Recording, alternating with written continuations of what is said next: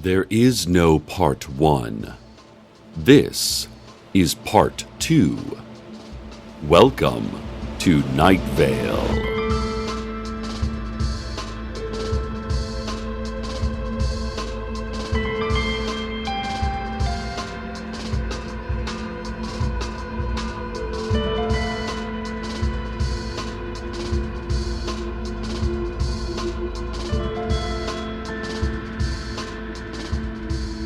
Listeners, I won't waste your time recapping everything that happened in the earlier part of this broadcast. There were so many events of such tremendous impact and significance that they are surely locked forever in your memory. So, let us, a town with an imperiled mayor and a brutally injured sheriff, a town under attack, a town in the middle of something that we are seeing through from start to finish. Let us continue right where we left off. Harrison Kipp, adjunct professor of archaeology at the community college, announced once again that he is super sorry about accidentally raising the sand golem by whispering sweet nothings to that talisman he found out in the desert.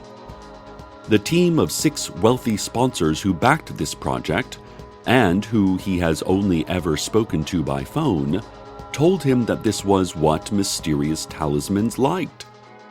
Talismans love to be flirted with in a sexy whisper, the anonymous sponsors had told him, although they never mentioned that doing so would cause a sand golem to rise and turn against the humans around it.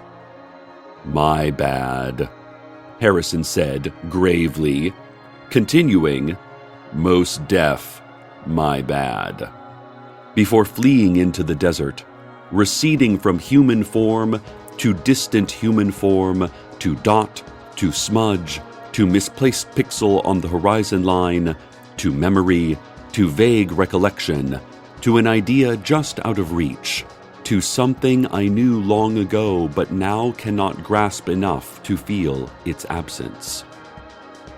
The sand golem, along with thousands of Angora rabbits, which were released from the Night Vale petting zoo by unknown malicious parties, have reached the upper floors of City Hall and are attacking anything that moves, or doesn't move, or just exists anywhere on the spectrum of motion, with its huge sand fists and their soft, harmless fur.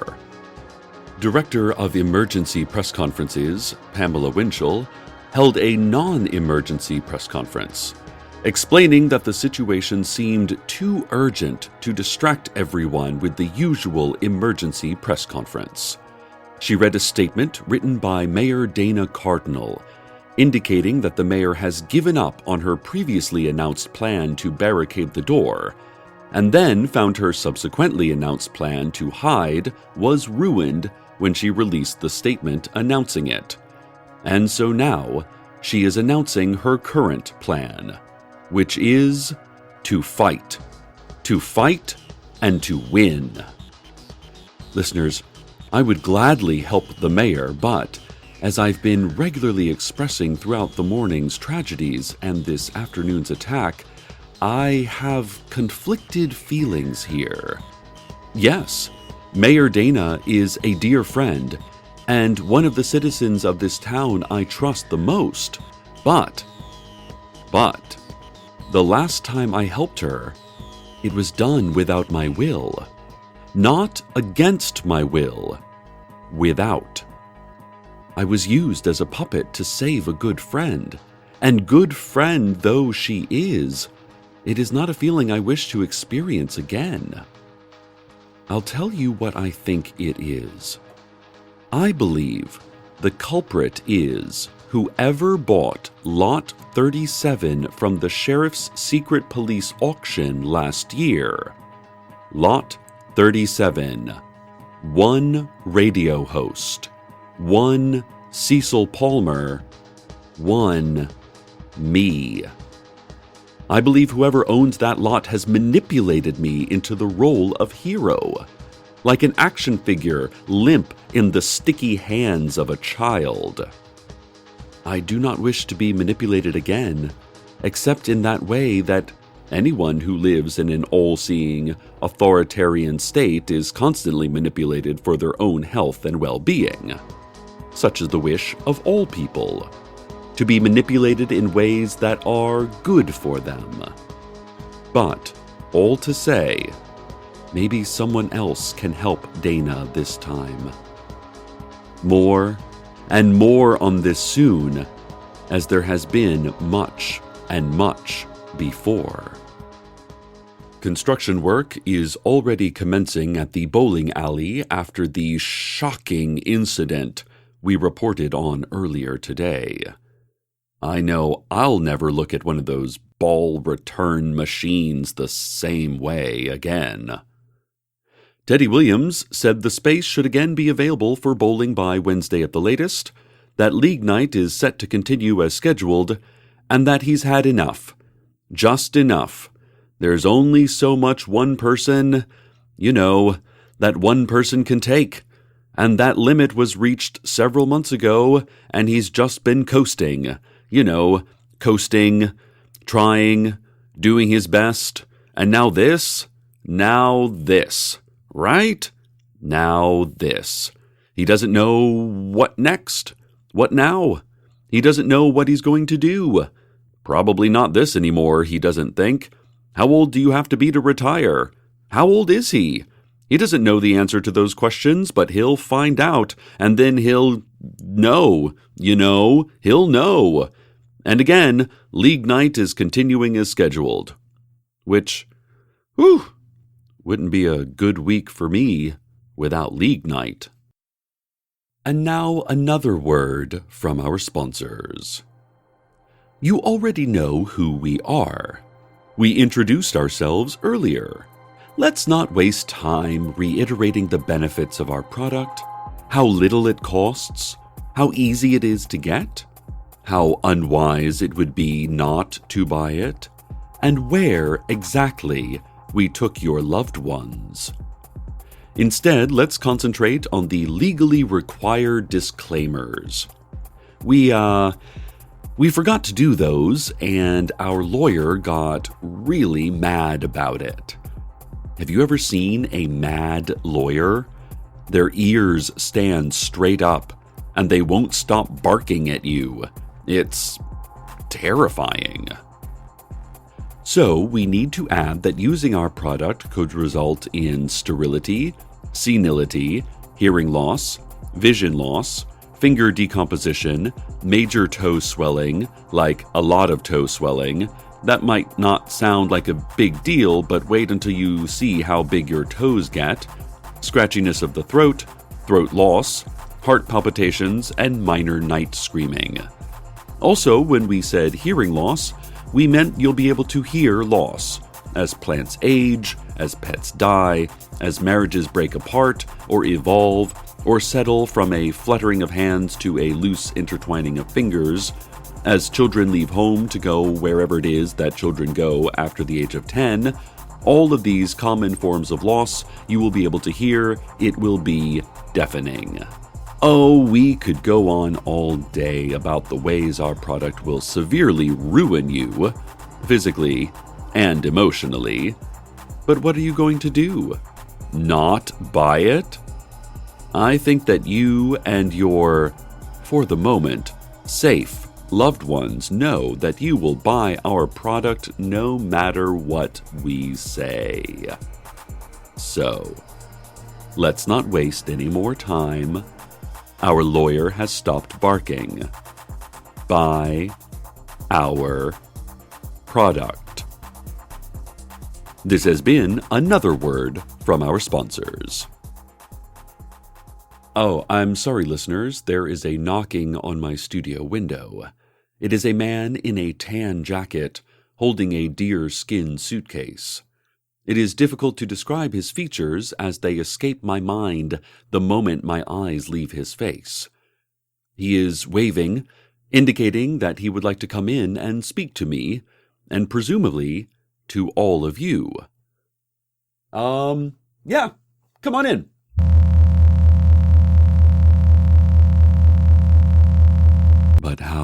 we even get there? I've never heard of that place. I don't remember what I was just saying. I think someone was just speaking to me and to all of you out there about something that seemed very important, but now I can't remember. You all heard him too. Do you remember what he said? Oh, why am I sweaty? I think I remember him offering me a note or some piece of paper. I didn't take it. Maybe I should have taken it? I don't know. Speaking of notes, I am being handed another one by intern Hannah. Hopefully it is better than the note she handed me this morning during the earlier section of this broadcast. That was such an awful note. I mean, I don't have to tell you, right? So sad. Sad and awful. You remember. Also kind of funny, though.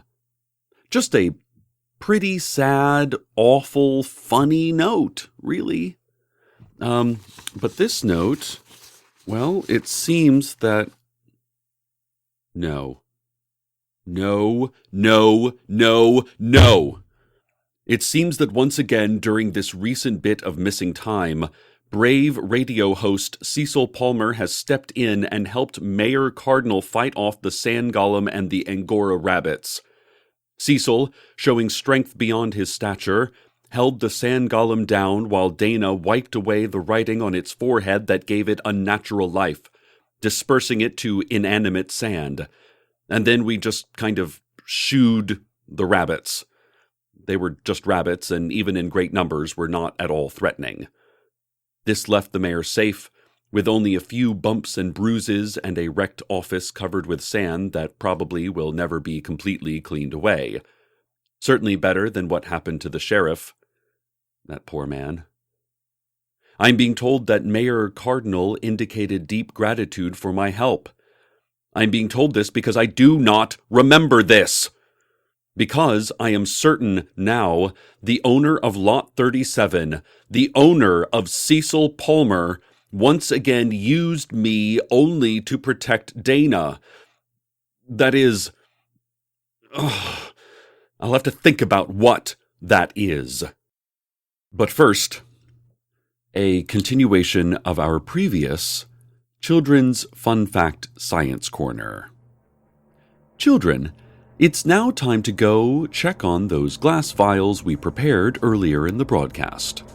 If you mixed everything right and placed it in a warm, dry place like we told you to, you should be able to now observe the start of the tendrils. Don't get close to them. Those tendrils have a strong grip. One could call their grip unbreakable or even poisonous. You might also hear buzzing. Do you hear buzzing? Listen closely. Science is all about observation. Write down what the buzzing sounds like in detail. Draw a graph to show the buzzing. What the buzzing is telling you is that the thing in the vial has marked you as its prey. You need to run. Oh, you should have started running the moment you heard the buzzing. I'm sorry.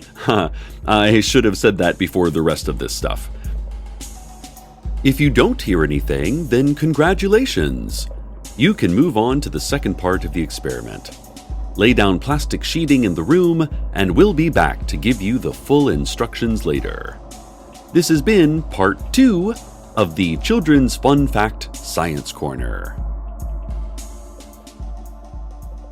This day started bad, and it does not appear to be getting better anytime soon. I, however unwillingly and unconsciously, helped the mayor fight off her attackers, and yet, even that act was not enough to end this ordeal. Hiram McDaniels, literal 5-headed dragon, and the faceless old woman who secretly lives in your home, both former mayoral candidates, have taken City Hall once again captive. Hiram is preventing anyone from entering the front door using his massive body, fire-breathing, and harsh language. Mayor Cardinal has issued a statement through her mouth, shouting out of an upper-floor window that the faceless old woman is stalking her through City Hall.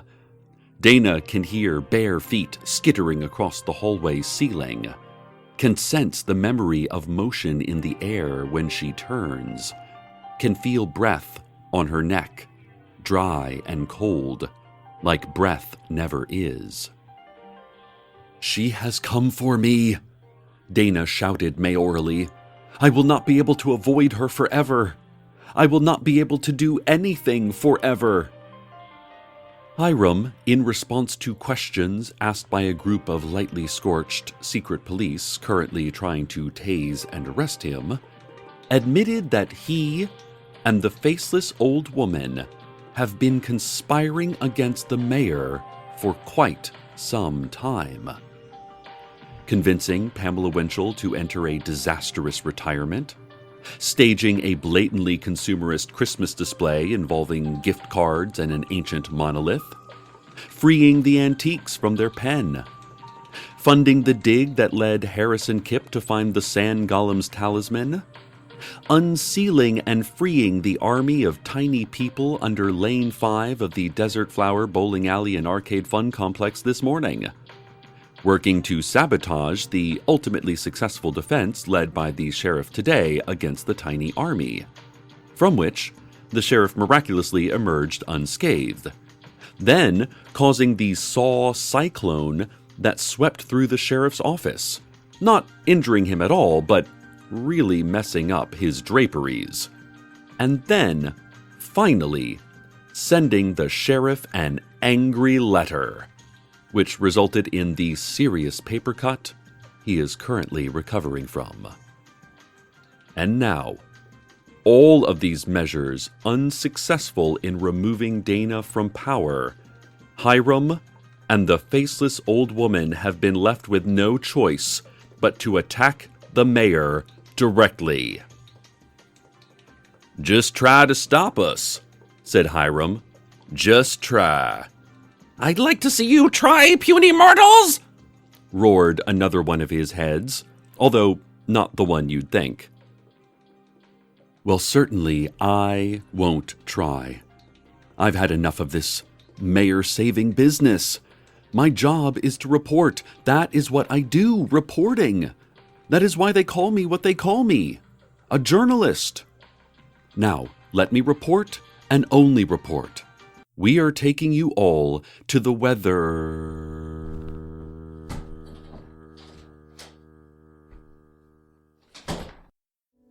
Here I am, listeners. Whoever I am.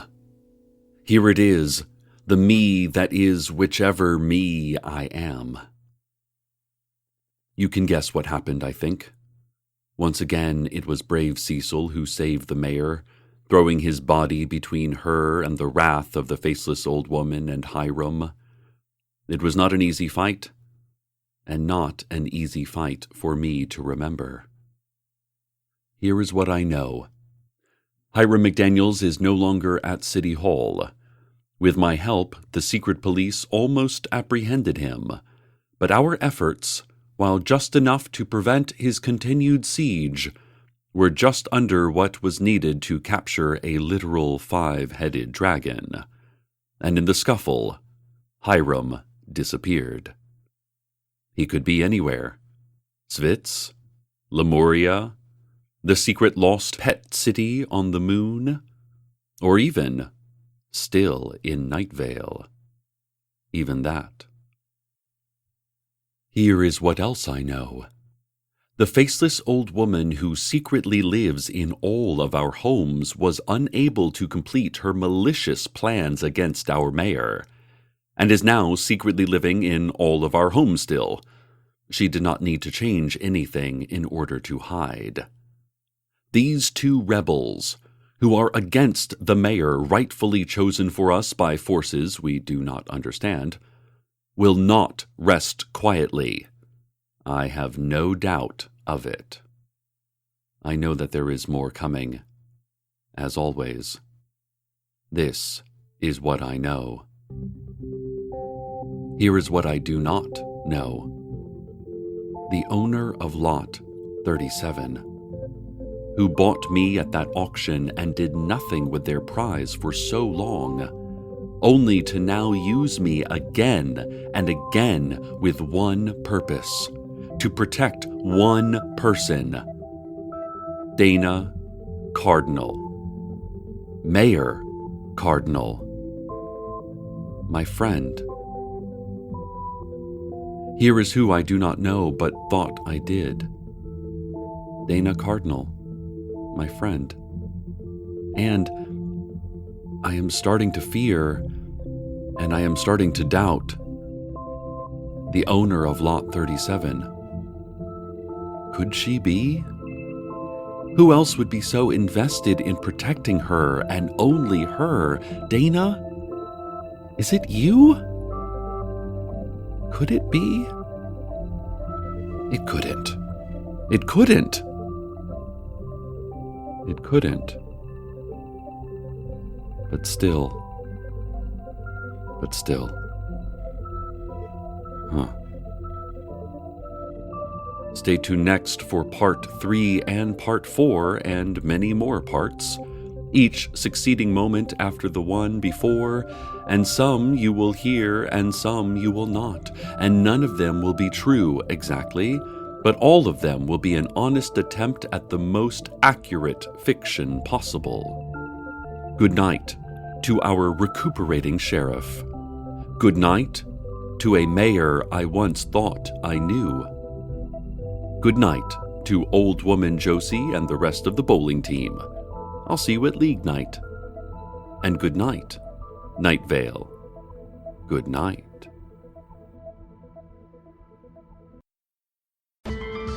Welcome to Night Vale is a production of Commonplace Books. It is written by Joseph Fink and Jeffrey Craner and produced by Joseph Fink. The voice of Night Vale is Cecil Baldwin. Original music by Disparition. All of it can be found at disparition.info or at disparition.bandcamp.com. This episode's weather was the world premiere of Heel Turn 2 by the Mountain Goats from their upcoming album Beat the Champ. Find out more at mountain-goats.com.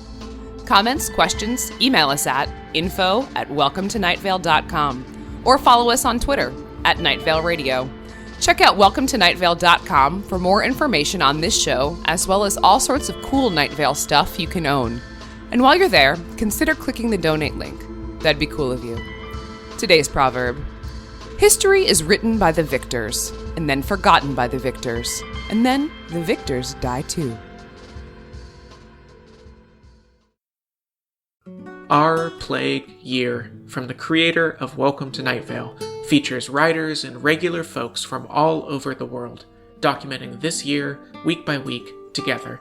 An island in a sea of bad headlines, an experiment in communal anxiety. It's a scary year, but it doesn't have to be scary alone. Our Plague Year. Find it wherever you get your podcasts.